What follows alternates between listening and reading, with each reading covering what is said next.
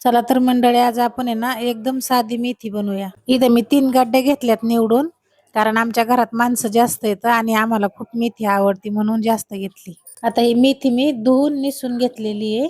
आता कढईत 3 पळ्या तेल घालू आपण. 2, हे 3.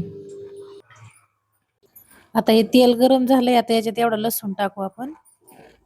आता लसूण थोडासा कडून देऊ. आता आपलं लसूण काढलाय. आता आपण ह्या मिरच्या त्याच्यात टाकू, कारण आम्हाला तिखट लागतं म्हणून मी जास्त घेतल्यात. तुम्ही कमी पण घेऊ शकता.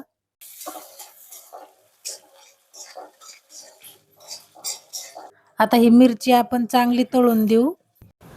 आता आपली मिरची चांगली तळून झाली, तुम्ही पाहू शकता. आता ही भाजी आपण त्याच्यात घालू.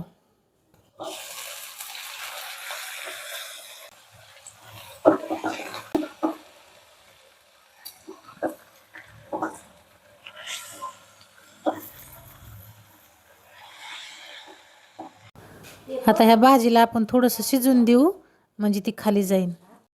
आता इथं मी एक छोट्या वाटीने 1 वाटी मुगाची डाळ 1 तासभर भिजवली. आता ही डाळ आपण त्या भाजीत टाकून घेऊ. आता याच्यात चवीनुसार थोडंसं मीठ टाकू आपण. आता चांगलं मिक्स करून आपण याला 10 मिनिटं चांगलं शिजून देऊ. आता आपले 10 मिनिटं झाले. आता आपली भाजी तयार झाली.